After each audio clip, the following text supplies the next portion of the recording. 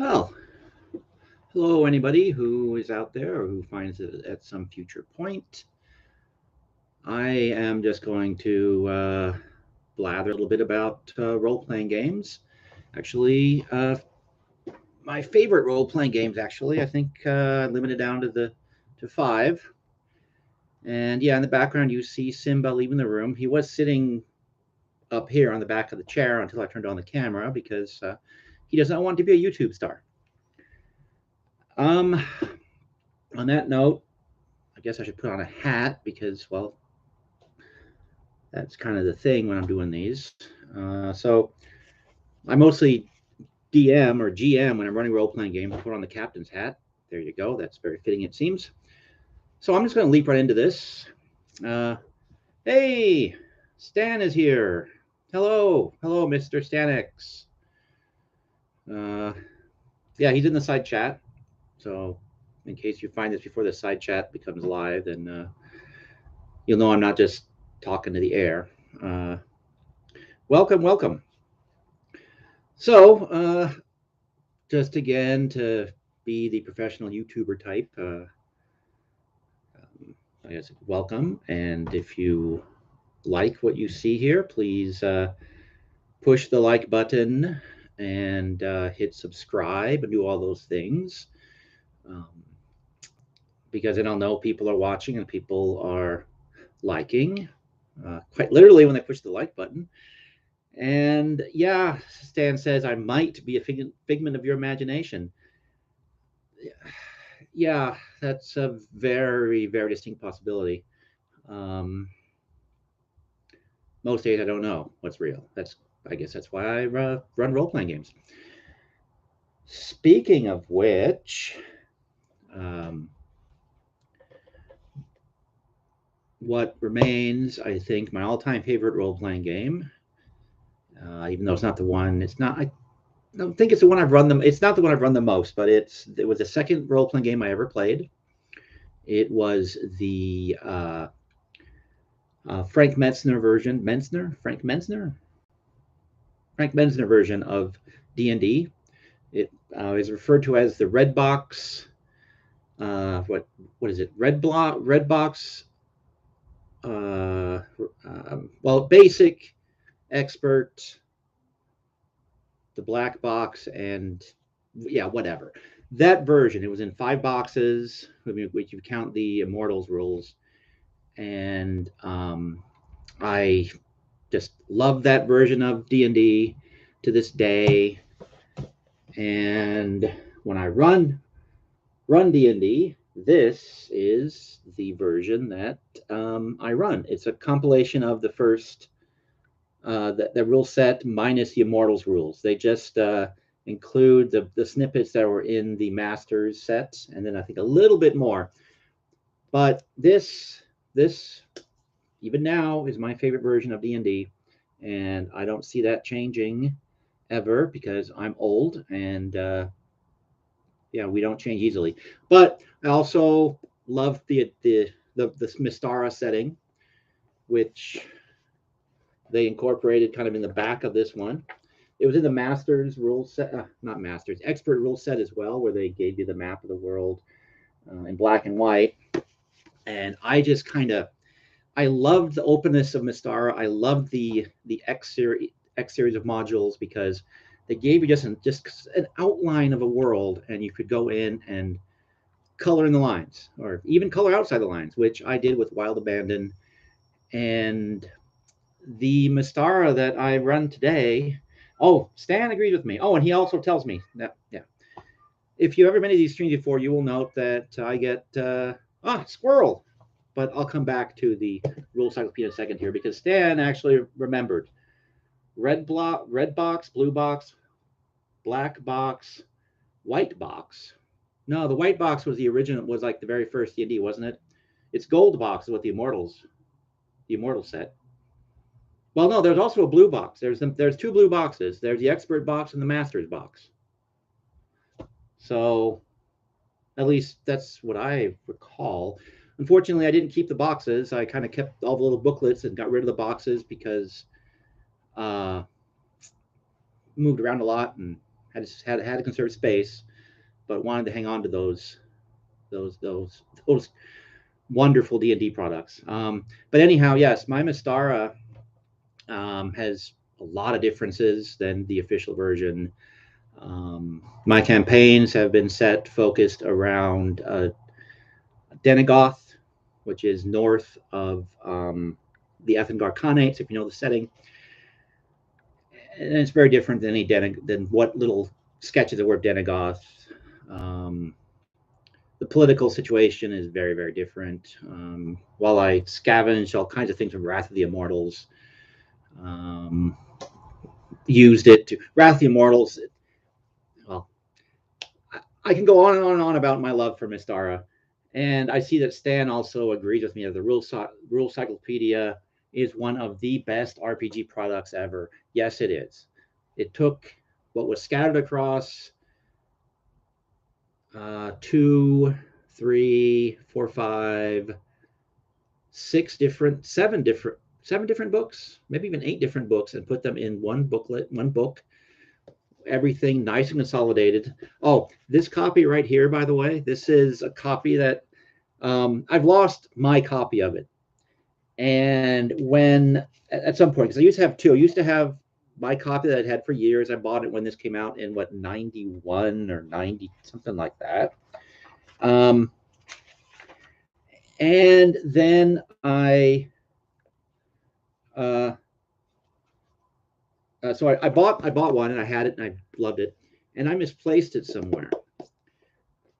Then they were um, consolidating library copies of the TSR and Wizards of the Coast books, and they were just, or TSR I think was chucking a bunch of stuff. Uh, and I decided, oh, I'll get a second copy of the Rule Cyclopedia because they were going to dispose of this. Well, all right, so it sits on the shelf for years next to the other copy that I was using.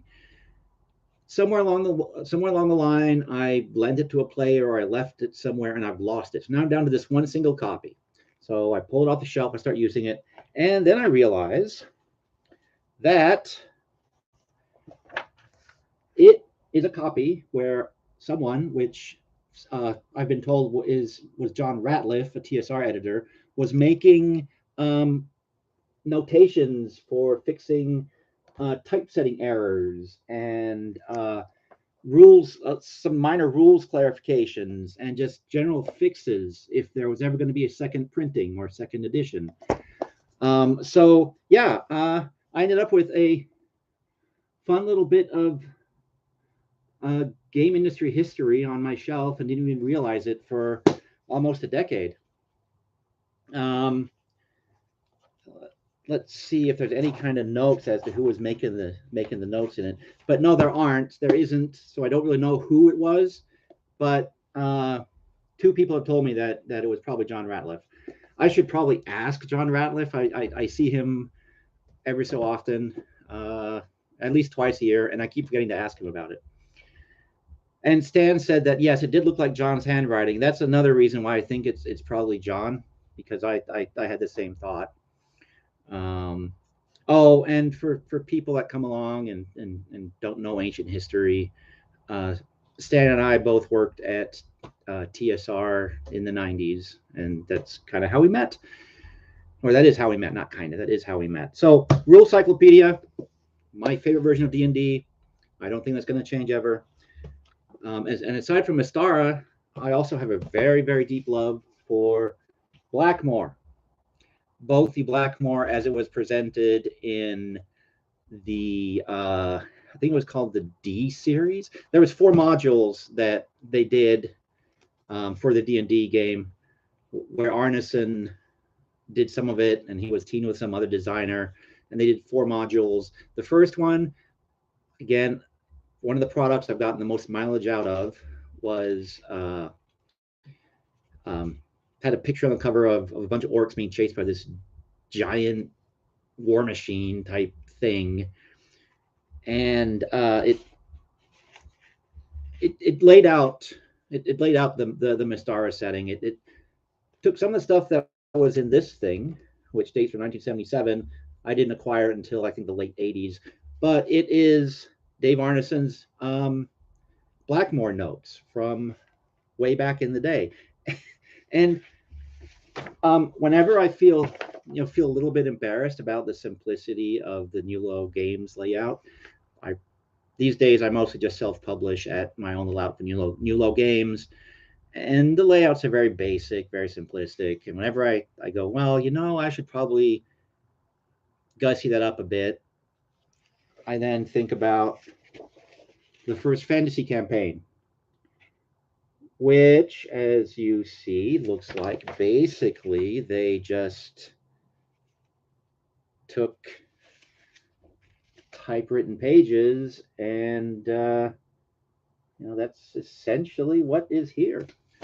But my gosh, this is so full of cool stuff, a lot of ridiculous stuff, but to me, that's the charm of Mystara, of Blackmore, of all of it. It's part goofy, part serious, and tons of room to make whatever you want, and do whatever. Well, you can always do whatever you want with it, but there are approaches to designing RPGs where it's easier to do what you want than it would. The DA series. The Blackmore modules were the DA series. I'm glad Stan is here. He is my brain. I'm a little more prepared for this stream than I usually am, but since I don't write scripts except the barest of outlines, and in this case, my bare outline is a stack of games here next to me. So I have thoughts like the DA series, and then I blank on what it's actually called. But the module I'm thinking of is called Adventures in Blackmore, and it was a yellow thing. Also had a great little mechanic in there. Also something I just adored. Blackmore, if you're not familiar with the Mystara setting, exists, at least in the original conception. It was 5,000 years prior to the modern day setting. And it was destroyed in a some sort of mystical, magical cataclysm that remained unknown. And to be honest, I don't know what the official canon is. I know what my version of that is, because it's all become muddled in my head over the years. What's what, and what's real and what's my invention. But Blackmore got destroyed in some magical cataclysm, the Great Rain of Fire, except for one single building, which stands at the heart of the Broken Lands, which in one incarnation of Blackmore, or of the Mystara world, the Broken Lands, that's where the city of Blackmore was. That's since changed, and I don't know where it is anymore. But this building was constructed as this place where they were just testing every which kind of magic on this tavern. And in the basement of this tavern, there is a tear in time and space that lets player characters go back and forth between the modern day and Blackmore. So that's my characters in my campaign ended up in Blackmore completely by accident, and then they used that portal to get home. But that's another thing I just absolutely loved, was the concept of it's called the Come Back Inn was the place, and just one of the things. If you would ask me what my favorite parts of Mystara and D&D was, the Come Back Inn and the Adventures in Blackmore. I couldn't tell you what the actual adventure in that module was, but the source material section, tons and tons of mileage out of it. And Come Back In was also very useful for my campaigns. Moving on to my second favorite role-playing game of all. And of course, it is not in my stack because I am so completely well prepared. Wow. Well, let's see. Okay, so that is not the book I thought it was, but my second most favorite role-playing game of all kinds of all time is in fact the West End Games Star Wars game. Second edition West End Games. Oh, this is close enough. Um, yeah, once again, this is the most professional level broadcast you'll ever find on YouTube. So well prepared and so well organized, and this this right here, this is my second most favorite role-playing game, and this is probably the one I've run the most over the years. In fact, um, once a week right now, it's on Saturday evenings, I am running a Star Wars campaign. It began in 1995 or maybe 96. Um, and it has pretty much been running steadily throughout all those years. Uh, even when I was working at West End Games, writing for stuff on the Star Wars Second Edition real game and editing the Star Wars Adventure Journal, that campaign kept going because one of the players took over and was running it, and then another player took over and was running it. Yes, yes, Doc Bunny will live forever. Um, Doc Bunny is um, I am a absolute pussycat of a game master. Um, I'm not fond of killing player characters, especially not in my games because I've been so fortunate with my players. They've all been very creative. They come up with all kinds of character background stuff that I can just go and exploit when I'm developing my stories. They will sit there and discuss theories, and I'll go, oh, well, that's a better idea than what I had. So I guess now that's what we're going to go with. Every so often that happens. Um, and yeah, I guess my players will see this, and but they know. I mean, they know that I steal from them, but they also send me emails, and they're making up stuff constantly. But Doc Bunny, it was one of the original characters. When I started my Star Wars campaign way back, it began with the player characters were in the Imperial Navy, and the plan was always that the uh, ship would defect. The Star Destroyer they're on was going to defect and join the rebellion. But Doc Bunny was a character modeled to some extent after Hawkeye Pierce from the MASH TV show. So she would do things like chip golf balls off of the Star Destroyer's hangar deck, and so they would go bouncing off TIE fighters that were coming back from patrol, things like that. Very funny character, not funny, but an amusing character, quirky character, and also very concerned with the whole "Doctor do no harm" oath. But she she ran afoul. She came to a completely unexpected end when the player characters completely misinterpreted the situation.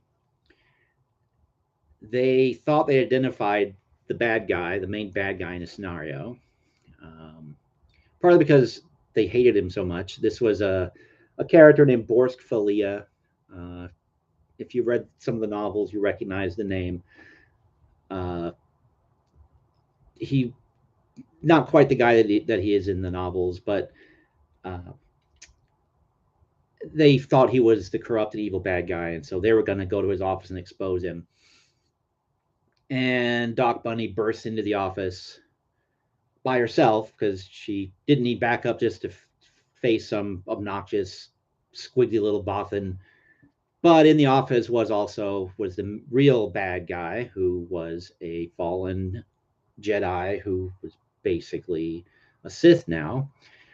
And Doc Bunny tried to escape, but couldn't because of crappy die rolls, and I got really good die rolls, and Doc Bunny died because got cut down with by lightsaber, which gave the player characters something to avenge. But yeah, and Of course, that's how most player characters die. Something unexpected happens or something just dumb happens. But usually, when they die in games I run, it is bad luck all around. Because I really I don't like chopping off story potential, and when a major player character dies, it seems like some story can die with it.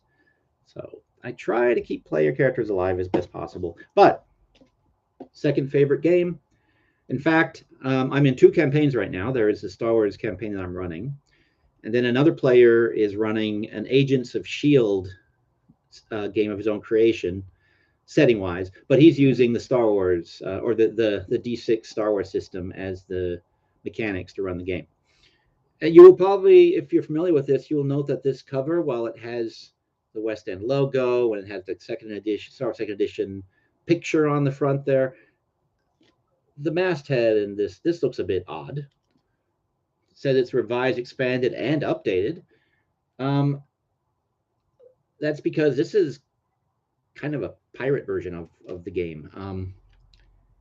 I don't even know where a friend of mine came by like 5 copies of this thing, and I don't recall whether we paid for him for them or not. But it basically has all kinds of material from all kinds of sources that have been collected into this one volume, and it's handy. I wasn't going to show it, but somehow I didn't put the right book in my stack of stuff to talk about, so here it is. Star Wars role-playing Star Wars role-playing games, revised and expanded second edition, second favorite game of all time for me, and have been running it since 1995 or so. The same campaign, although the players just recently all agreed that some of the characters were just way too powerful. Because if you've played the West End game system, well, maybe somebody can disagree with me in the side chat, but um, I think I'm pretty much speaking with authority when I say this, given that I've been running the same campaign since the mid 90s. The West End Star Wars game was not built for long-term campaign play. Those rules essentially, they work best when, hey, let's make a character, let's run through an adventure or two with those characters, and then let's make other characters. The game breaks down when you start having characters with uh, with literally 20 dice in a skill, which one character had because he just kept pouring points into the same skill. And yeah, it so but yeah, Stan says in the side chat that you've done more stress testing of the D6 system than anyone at WEG ever had time to do. Oh, yes, that is a true statement. And we've done ridiculous things with the system as well, just because of the length of time that I've been running it. And we also discovered over the years that, well, actually, I discovered this when we did the Stock Ships book. There was no consistency in how people designed starships for the West End Star Wars game. So that's something else that we found over the years.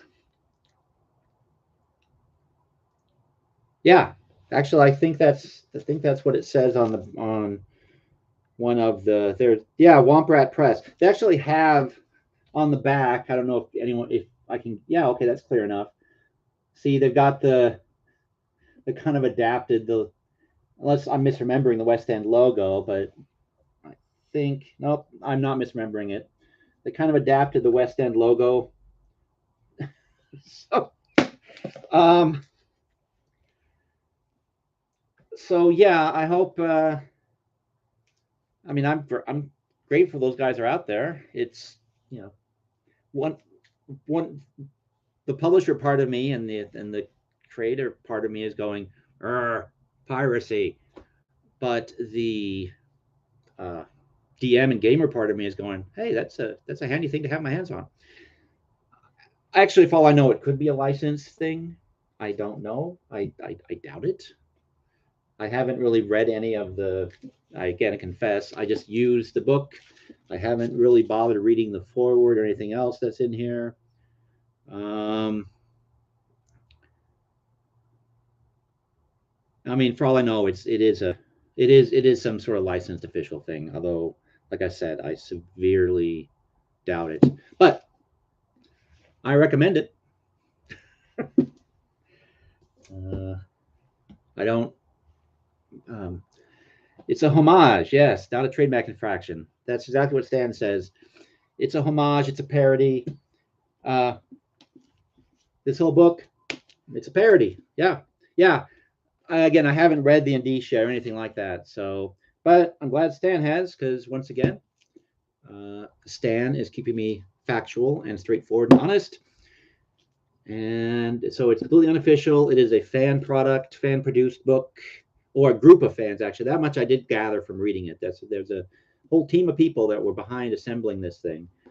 And they have done, like I said, a great job. In fact, there's even some bits and pieces that have been adapted from the D20 game and converted back into D6. So that's again, very nice job on that. Third, just to keep moving here, so everybody doesn't fall asleep on me, doesn't get too late. Third favorite role playing game of mine is Cyberpunk 2020. It is definitely one of these science fiction games that, what's that term I used? I had a term I used to use when I was doing film reviews. Outdated futures. Yeah, a lot of this is outdated futures, especially with the tech books. But um, the the combat system, the character design system, something that with the background and stuff you can roll randomly, and other things. I've ripped off. Well, no, I don't rip off. Um, I borrow. I am inspired by. Yeah. Some of my own design efforts owe a lot to what Mike Pondsmith. Oh my gosh, Mike Pondsmith did with this book. And oh, Dave King. Hey, Dave, welcome. Uh, thanks for stopping by. And yes, now, like Stan says, like the pulp sci-fi settings, this is now a retro future that never was.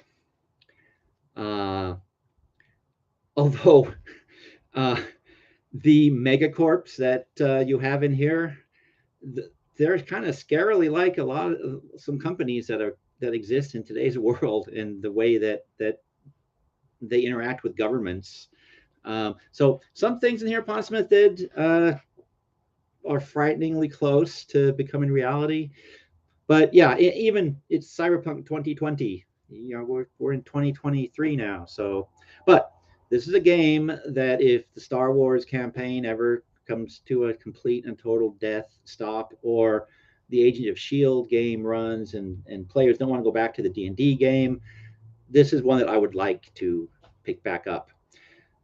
In fact, the last campaign that I ran with this, it's got at least a decade now, ended abruptly. It ended abruptly because I got the idea in my head that the players thought it was silly and stupid, and there's no way they could keep enjoying themselves. So I just kind of ended the campaign, and like literally uh, in the middle of a mission. Basically, uh, I liked the space stuff that they put, and I also really liked. There was a Canadian outfit, I believe, even a French Canadian outfit that did some supplements, licensed supplements for Cyberpunk 2020 that had wizards and vampires, and they basically brought fantasy elements into the Cyberpunk universe, and I liked those products a lot, and didn't really get a lot of mileage out of them, but it did make me feel like I could, yeah, cyberpunk games tend to end abruptly, usually in cataclysmic singularities. Well, in this case, actually, the players had gone into space, or the player characters had gone into space, and they had actually gone to Mars. And along the way, they'd encountered aliens. And these aliens were trying to retrieve branches that had been cut from their tree of life, which they needed to restore to this colony they'd made so they could continue their race.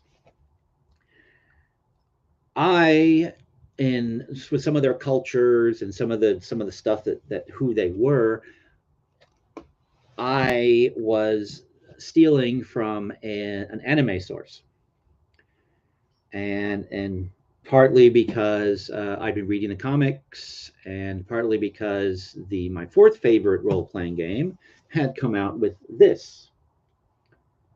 Uh, the No Need for Tenchi game, or Tenchi Muyo RP. So this is the tri-stat system of Guardians of Order, but I was ripping off from No Need for Tenchi,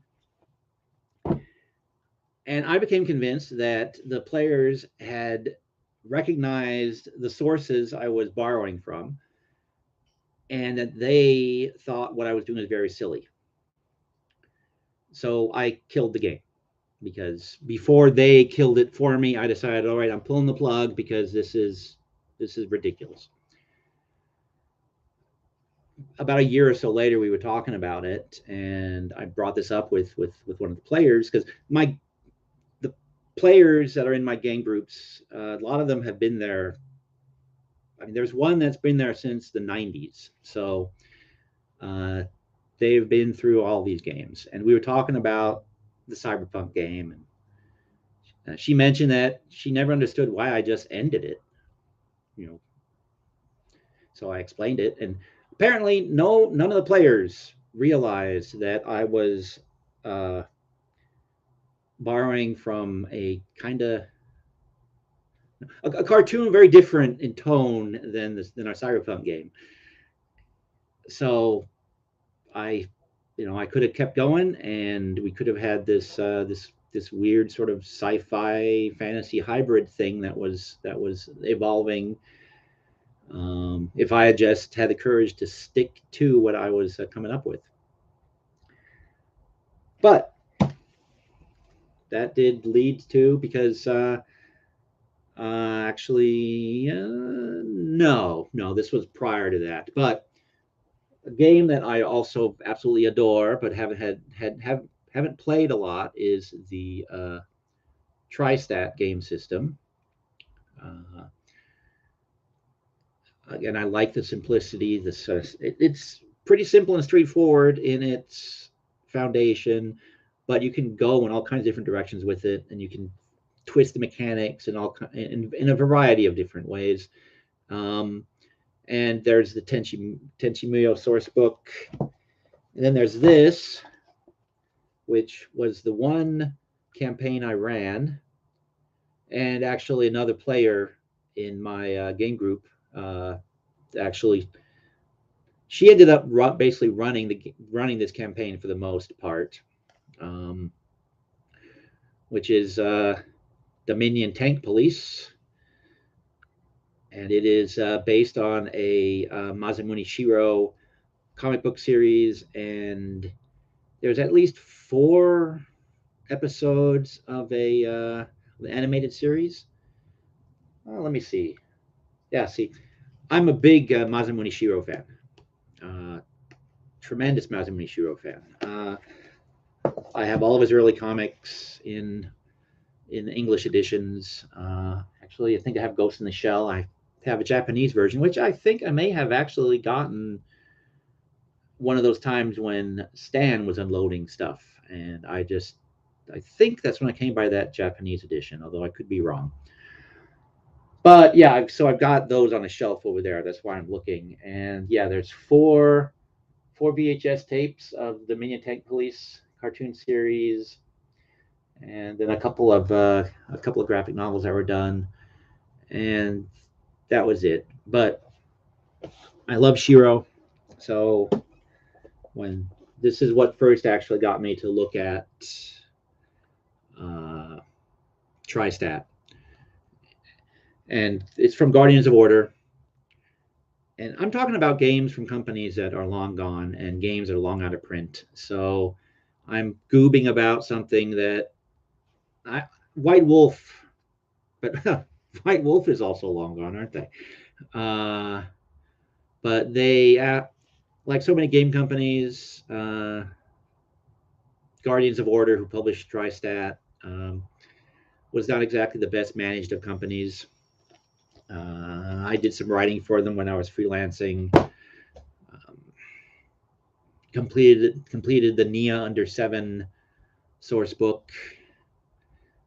Can't remember whether I did any work on Armitage 3 or whether I just got wind of it and then asked the author whether, and Pioneer, was it Pioneer? Yeah, I don't remember at this point. But the couple of items that I worked on that didn't get paid for, and in fact, I think it was Pioneer USA. I just don't recall, but their licensing guy actually gave me the heads up that even that they were not going to. Actually, maybe I should shut up because I think I might be telling tales of the school here. But regardless, did a couple of projects for at least one project for Guardians that never saw the light of day except on my website, which website is now long gone because it was on GeoCities and I was foolish and I did not copy all that stuff. So a lot of really nice stuff I did with using the TriStat system, including adapting another favorite project or comic book series of mine, You're Under Arrest, I believe, is what it would be titled. Yeah, You're Under Arrest. All I can see from where I'm sitting here are the Japanese. Well, yeah, You're Under Arrest was the name of the thing. Adapted a bunch of those characters. Did a whole lot of did it like an entire source book for You're Under Arrest on this website, and it's gone. Oh, and Stan is telling me that Guardians of Order is making another comeback. I know they tried to come back a few years ago, and they're trying trying to make it a hat trick. Okay, no, I did not know that. I have to look into that some more and see. Uh, so I don't know if you're getting the system. Well, I guess the whole you can't copyright a game system could work in their favor. I guess he could reclaim his game, and him being Mark McKinnon, I believe the gentleman's name was. David Pulver did most of the things that I enjoyed, but yeah, Mark McKinnon, Mark C. McKinnon. Yep, that's who it is. So another game that favorite of mine. Haven't had a chance to run it much, but yeah, most of my DMing has been taken up with Star Wars D6 and Rules Cyclopedia D&D, and actually a game that I ran quite a bit in the mid '90s and a little bit in the early 2000s is the number 4 favorite role playing game, which is Top Secret SI. A lot of people dislike this game, or they don't even know that it exists. But I enjoy the sort of James Bondian aspect to it. I liked the built-in conflict between Orion and Webb. I just I like the setting. I like the game rules, and this is another outdated future sort of thing because the high tech is not high tech. It's we have it in our pockets these days, quite literally. But I like the mechanics. I like the not a lot of different kinds of dice that come into play. It's a flexible system. You do the spy stuff you can do. They did some supplements where they stripped out some of the more fantastical elements and just went with straight special forces sort of adventures and characters. And then they went in the exact opposite direction with a supplement that Jeff Grubb did. Two of them, actually. It was a superhero game that was set in uh, a dark future USA where there were superheroes running around doing stuff. And so, yeah, and this is one of those wonderful boxes from way back. That was the box that made that sound, by the way, not me having eaten too many beans and cabbage. Let's see if there's any of those. Now, this just has multiple copies of the rule books from the various sets that I have accumulated over the years. But this is another game that if the Star Wars campaign ever completely collapses, um, I will be, asking players, hey, can we go back to this? The one thing I don't like about this system and any systems that have it are hit locations. I mean, I can see why they would feel more realistic to people. And I played in one where the DM made good use of hit locations. Sorry, GM. Um,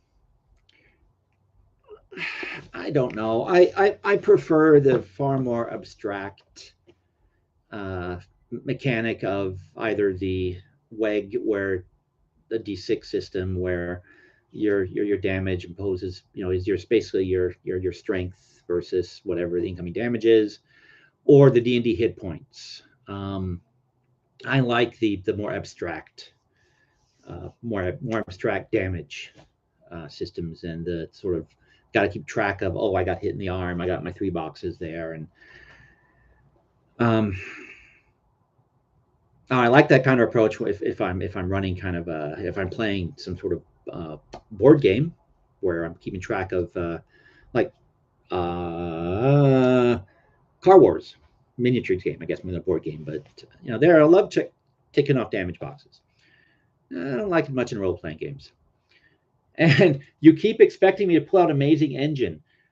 As much as I like the Amazing Engine supplements, the rules, they were okay. If I actually only ever played one single Amazing Engine game, so I could be misremembering the rules.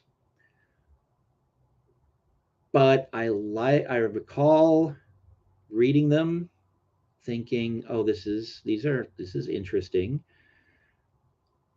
but it just didn't seem appealing to me. And I'm trying to remember what it was. I think Lester Smith ran it.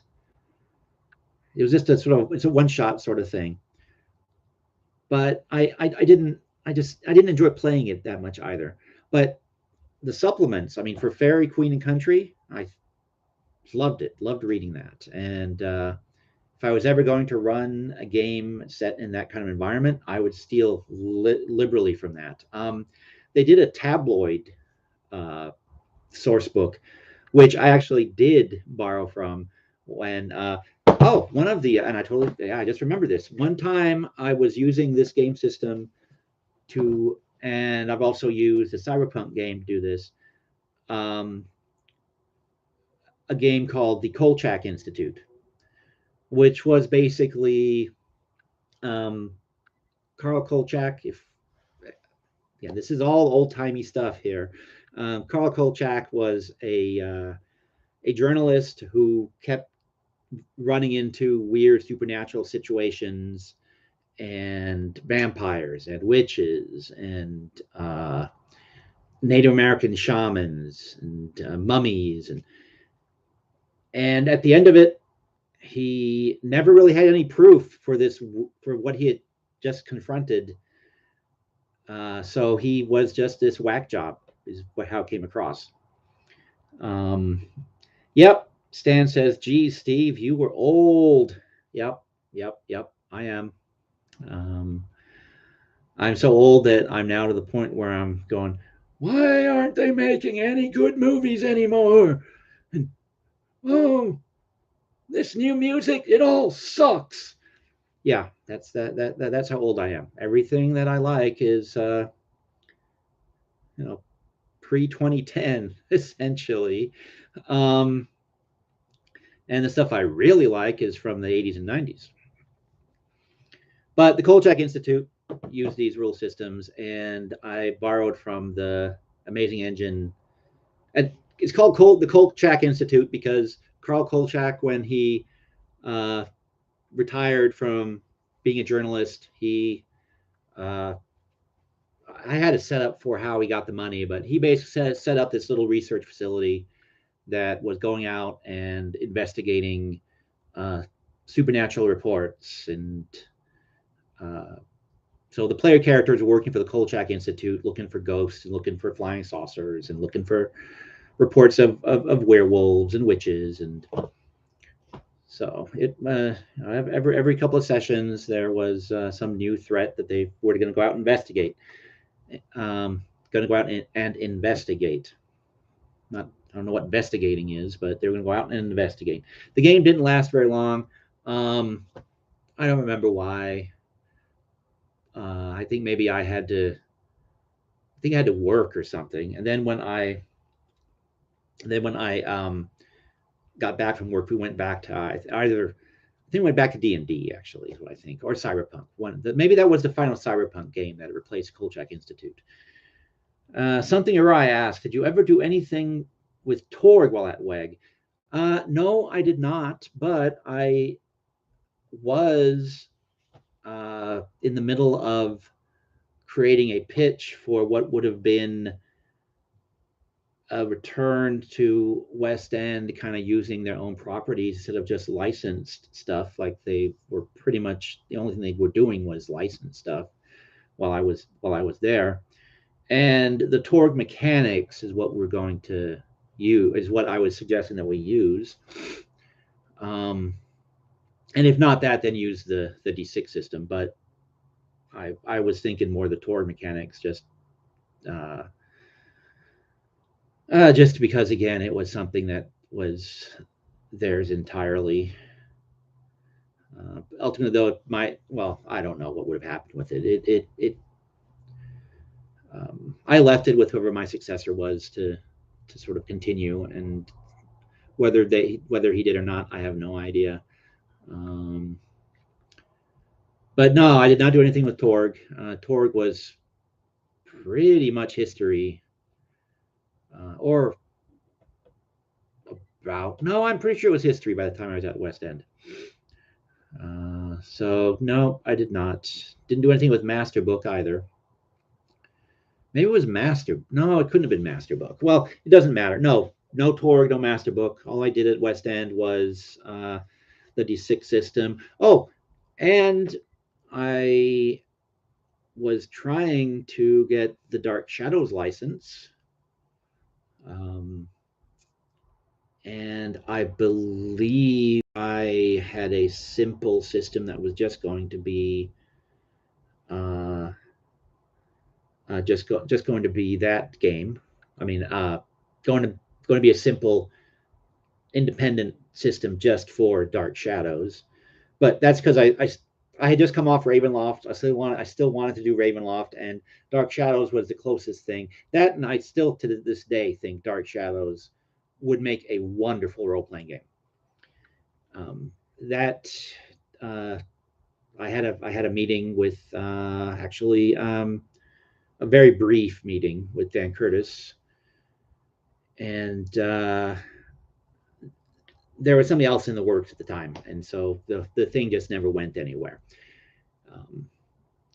Even if I did sort of con Kate Grubb into writing me a little short story that would have had that was going to be used for it. I'm joking. I didn't con her. I asked her, and I was hoping to pay her, but then of course everything fell apart, so it didn't happen. Oh, Dave King, you are about to get if you get about 10 comments from me in a bunch, blame YouTube. Okay, I shall blame YouTube. Yeah, I actually the side chat is. Oh, you mean a bunch of comments after the stream is over or right now?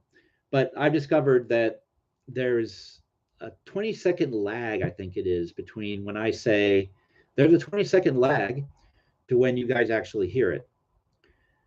And I don't understand whether it's just a function of the uh, of the network or a function of YouTube or what, because my first thought was, oh, there must be some sort of dump button.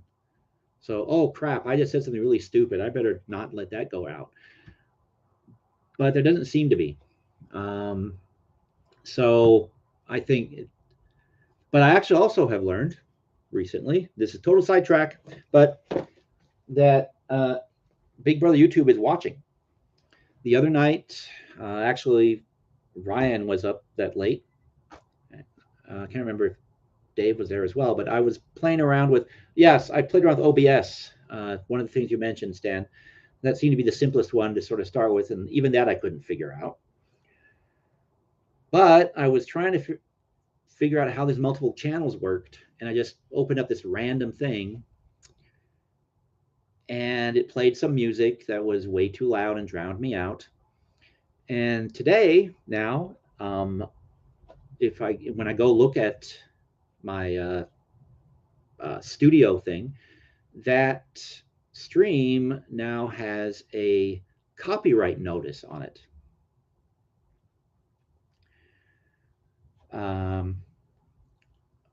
That music that was playing, that randomly was playing, someone identified that, hey, that's music that we own, and you don't have authorization to use that music. And so now there's a little copyright flag there telling me that, hey, this music is copyrighted, and you use it, and you didn't have authorization to use it, but it's okay because the owners let it be used on YouTube. But if you ever monetize, well, you may not be able to monetize this particular video. So I came dangerously close to getting a copyright strike, but instead I just got a copyright notice. And so yeah, so the digital eye in the sky is constantly watching everything, I suppose, which also makes me think that there's got to be a way I can figure out that automatic subtitling for these things too, because I see really bad subtitles on a lot of videos, and I cannot believe that someone actually has made them. So there's got to be something that's generating them. And Stan says, I watched a little bit of the replay. Yes, I did manage to get a good echo going there for a bit. Because I didn't realize that even though I initially I couldn't hear the that the delay was actually replaying through the computer. So just like before when I had the volume up, I just had to turn the volume down, then it stopped. But so yeah, that stops after a few moments, because I think I started hearing it too after a while. Yeah, that happens to everyone. The copyright notice thing. They've got bots searching for copyright violations. Yeah, they actually make it really easy on that notice that if I want to dispute it, there's like a little button right there on it. I can just click and I can dispute it. In this case, there's no reason to dispute it because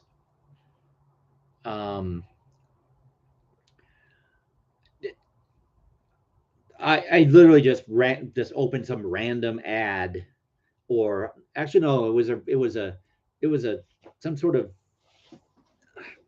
news article about Kanye West and his girlfriend or wife, whatever she is. Just the first thing that was just on the MSN news feed. And yeah, actually, I think what the thing is, I just need to let the videos process out. Because I didn't think that side chats were showing up on the replays until I went back and looked at one of the older videos, and then the side chat was showing up. But it was like weeks later that I saw it.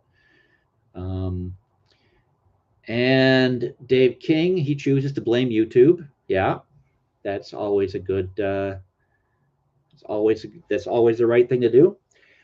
But that said, I should get back on topic because we're an hour in, and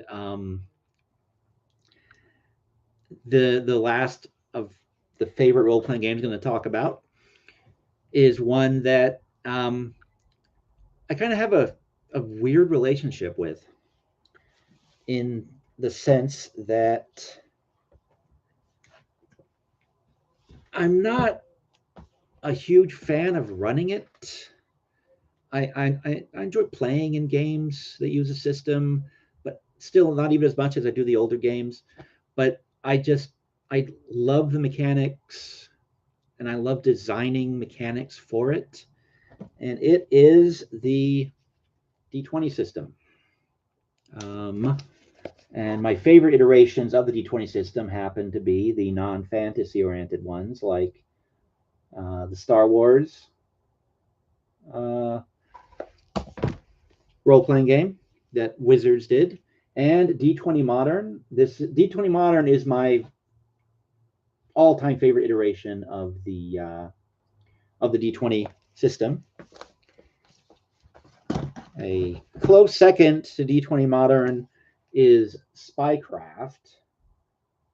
Uh, this actually, if memory serves, this was a uh, modern take on the D20 system that was produced before Wizards even did D20 Modern. And again, if memory serves, these guys got themselves in a bit of trouble because they used uh, the D20 logo on here, or the D20 trademark rather. But in their rule book, they had a character generation system, which, according to the D20 logo license, was verboten. So, if I'm remembering correctly, these guys got themselves in a little bit of trouble. But I like the chase rules in this book. I liked the way they were doing the sort of slightly different approach they had to feats and things. So again, it's a game that I like quite a bit. I've run it once, I think, but the D. Oh, and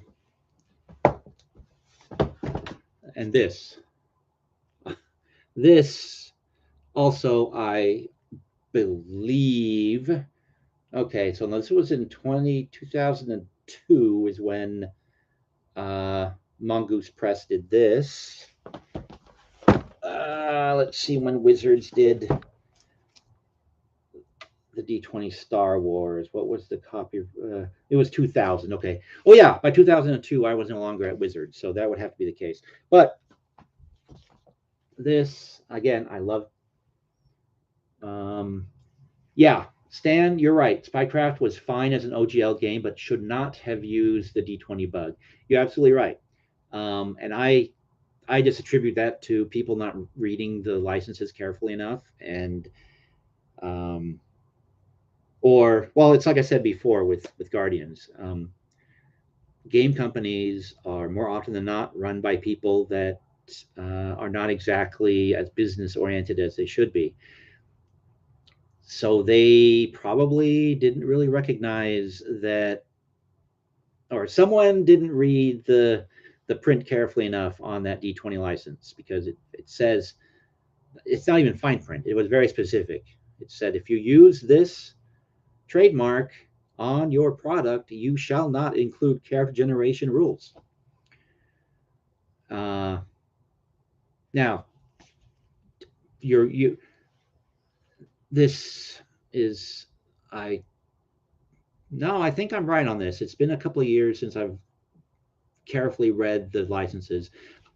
I actually, when I was doing it, I started self-publishing again in 2011, and I was using the OGL from when I started back up. I was doing it from the get-go, but I never, and I believe the D20 license was still in play at that time, or maybe this was back when it was the IDA period. Um, but I actually never really liked using the D20 logo on things, because it was a license that could be pulled just about any time for any reason. Wizards could just say, okay, we're sunsetting the D20 license. Too bad, so sad. And that made me a little nervous. Again, that was my reading of it. I could be wrong. Um, but I also always had in the back of my mind that, someday I'm going to put all this stuff that I'm putting out there together in a book with the character generation system, and I don't want to have to hassle with trademark issues. So, but this did not have character generation rules in it, so they did not get into trouble. Um, they had sort of like profession templates, like in D20 Modern.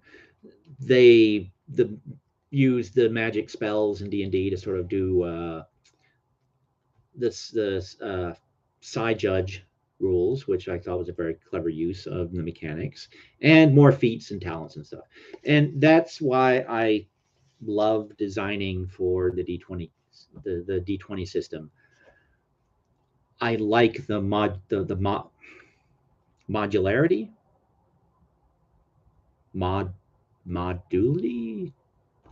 I like the plug and play. I like that I can come up with little bits of mechanics that, so long as I'm keeping in the back of my mind the level advancements and how the uh, hit tables advance and all that stuff, pretty much any feat or talent, however goofy, uh, can be worked into, uh, can be put into the D20 system without breaking things too much, or like I did in Mind Over Matter. And there was another one which I'm forgetting the title of. Ah, an early New Low Games product for the D20 system where I pretty much said, okay, here I am. I'm breaking the magic system with this uh, new take on feats and talents. But so you strip out the magic system, you put this in its place. And again, the system is easy enough to break apart and analyze that you can do that sort of thing with it, and you can get away with it fairly easily. And you can do that because it is sort of it's kind of a complex layer of various systems on top of one another. So you can actually slide out this system and put in this other thing in its place, and it will still work in the overall structure of the game system. At least that's what my analysis over the years seems to have told me, and I think I'm pretty right on that. It's harder, at least in my mind, it's harder to do small mechanical adjustments that make sense and can be plugged into various things if you're dealing with the West End Star Wars or dealing with Top Secret or any one of these. Because they just don't feel as modular to me. And Stan, he says, I like Ma Dooley too. She bakes great pies. Yeah, yeah, yeah. Mock me, go for it. See if I care. Actually, what was it? I was threatening to block people the other night, just because I'm, drunk with power. Uh, no, I'm kidding. I don't even dare click on that thing because I'm afraid something might happen. But yeah, yeah, I'm not going to mess with it. But yes, no, that actually was pretty funny. Yeah, yes, little angel Stan. um, but that kind of brings me to the end of this stroll down role-playing game memory lane. Uh, Part of what actually inspired this whole stream was all of the little video. No, but I mean, okay, that sounds like I'm trying to put people down.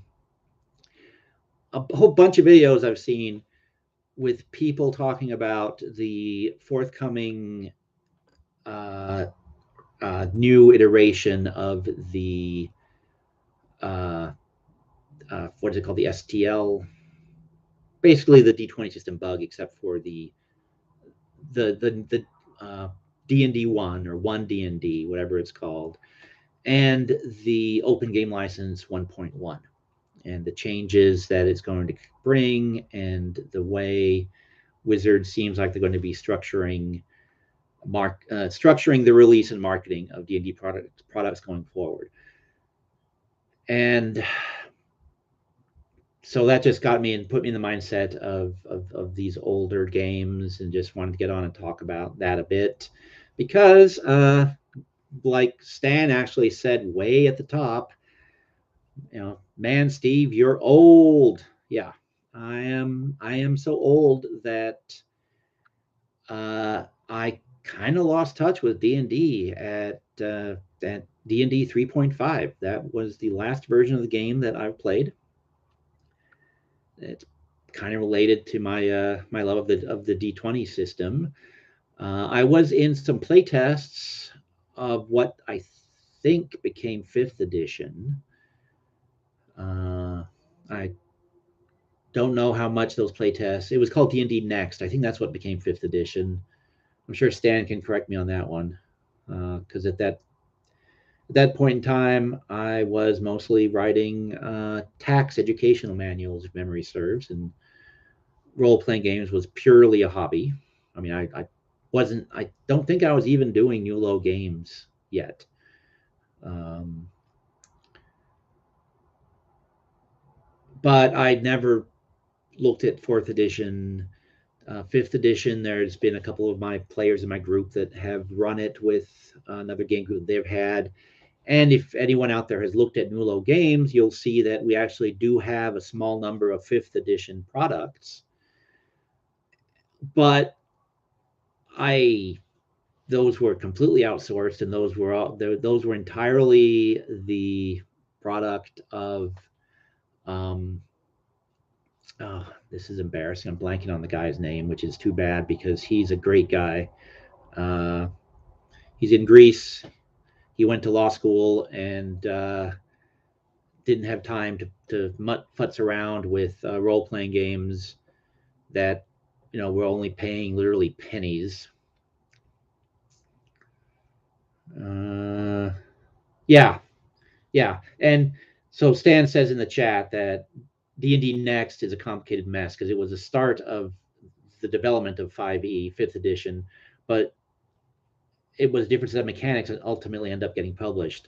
And yeah, that was my impression from what I saw when this. Uh, oh, I am such a bad person that I'm blanking on this guy's name, but he did some very nice fifth edition creature rules and creature types and NPCs and some stuff with classes, I think.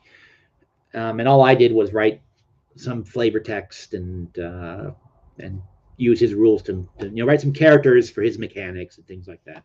But I think the monster I think is the ones that we had where we had the 5e rules, and then there's a couple of 5e books as well. But I never really analyzed fifth edition, and I never played it, so I'm stuck in the past. Fans have moved past me. The hobby's moved past me. Um, and I'm kind of happy in the past, frankly. So something awry. He bought the Ravenloft 3.5 books, hoping that Sword and Sorcery would keep it going. But either having to print new books or something with licensing did them in. Yeah, it was a licensing issue. Um, exactly what it was, I don't know, but I was on tap to do Two more of the Gazetteers. I think it was two more. One with the Sea of Sorrows. Actually, maybe it was both Nightmare Sea and the Sea of Sorrows, but someone with all the islands out there in the oceans. And I think there was another one that was supposed to be the end cap. But yeah, the license went away, and so everything else. Oh no, it was something that tied in with the Ravenloft Oriental Adventures that they did. It was I'm blanking completely now on what that was, but yeah, Sea of Sorrows was definitely a straight up gazetteer.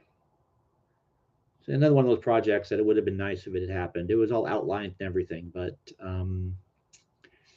yeah, that is the problem when you're working with licenses. Uh, I have a vague. It's like I was talking earlier about the Guardians of Order things that I was also doing. It's a risk, and Dark Shadows and other things. Um, it's that's kind of why I've been lucky with a couple of the actually honest to God new licenses. It's kind of been handshake deals and um, well, there's literally pennies involved, so nobody really no owners don't care that much. So long as they're getting their pennies, I suppose. Um, but yeah, I'm once again, I never know quite know how to end these things other than to say, if if anyone has any questions, I can try to answer them. But I think I've kind of shown that, um, well, as Stan says, I'm old and I'm forgetful, and so a lot of things I think I remember that it was this, but I can't be sure. It's kind of like my resume and my publishing history. I have been awful about keeping track of what I've done and where I did it and who I did it for. And things pop up where people will tell me, "Oh yeah, you did this," or "We worked together on X." And my response is, "Really? Okay, I guess." And it turns out that their memory is correct, and I've just forgotten that I did bits and pieces for this or that along the way. Um, and of course, it's not made any easier by the fact that using or publishing under the name Steve Miller is like John Smith or uh, it's so generic a name that in the late 80s, actually no, it was in the 90s. It was in the 90s because I'd already done some Dragonlance stuff at the time. But there was a sci-fi writer, Steve Miller, who was getting emails, uh, fan emails that were meant for me, and I was getting fan emails that were meant for him. This was in the early day of Usenet and email, and people had us confused, which was funny when his response was that, yeah, when we finally reached out and touched base with each other, his comment back to me was, yeah, I was surprised that people thought I was writing Dragonlance because I wouldn't be caught dead writing crap like that. He was being funny, but still. Um, Dave King, thanks, Steve. It was interesting to hear about the creative side of RPGs. Haven't played them in years. Well, you should pick it back up, uh, especially in these days of people playing on Discord and stuff. Um, but yeah, yeah, it's one. Maybe I'll do another stream about this and talk about how I well, I'm gonna make enemies here, but I still love the creative side of role playing games. I love creating for role playing games. Um, but over the past 5 or 6 years of such, I've fallen out of love with being a fan and fandom in general. So, but I still love role playing games. I still love creating for them. I still love running them. I still love playing them. I'm just not part of the community I thought I was part of anymore, which it's kind of a little bit sad, but there it is. Although I'm saying it here at the end of the stream, so hardly anyone is going to see it. So I guess it's safe for me to say that. And Stan says, thanks for another fun stream, Steve. We should plan to do one together. I agree. That's actually why I was playing with that OBS thing the other night to sort of figure out. But you mentioned there's some software where you can have it and I can just log in and we can sort of do something together. Yeah, we should talk. We should definitely talk and we should definitely figure something out. Yes, actually, maybe we'll have a little moment. Are we going to be at the same place on New Year's? If so, maybe we can huddle a bit there and work something out. And that will give me time to think a little bit about my schedule and just think in general. Not too hard because smoke will come out of my ears, but yeah. Yes. Which one is the comic relief? Well, Stan would have to be both the comic relief and the smart one, since he's both the funny one and the smart one. The mouth starts going, and that's about all that comes out of me. But on that note, and also on the note of schedule, I have some workers showing up here tomorrow to deal with some plumbing issues. So I better not. Steve can be. Oh, and Stan says that Steve can be the comic, and he'll just be relieved. Okay, yeah. But yeah, anyhow, I'm going to wrap this thing up now, guys. And I again thank you very much for stopping by, Dave. Thank you. And hey, if you ever want to think about getting back into role playing games, drop me an email. You can find my email on the page, and maybe if we can fit you into one of the game groups that we have, because right now they're on Discord. Again, I'm old. I love face to face, but pandemic made this habitual, so now that's what we're doing. But yes, good night, Dave. Good night, Stan. Something awry. I really appreciate all of you showing up. These things are much easier when there's people to talk to. So, but now I'm going to wrap it up. And thanks again. And I'll do one of these down the road again because they're fun. Maybe role playing games. Mike Oldfield turns, I believe, 70 this year, maybe 75. So maybe it'll be a stream on how great Mike Oldfield is. But on that note, I am going to click button number 1. Oh, yes. And by the way, do hit like and subscribe if you haven't already. That is very important, or so I hear. So button 1 is hit. Now button number 2 is being pressed, and we are clear.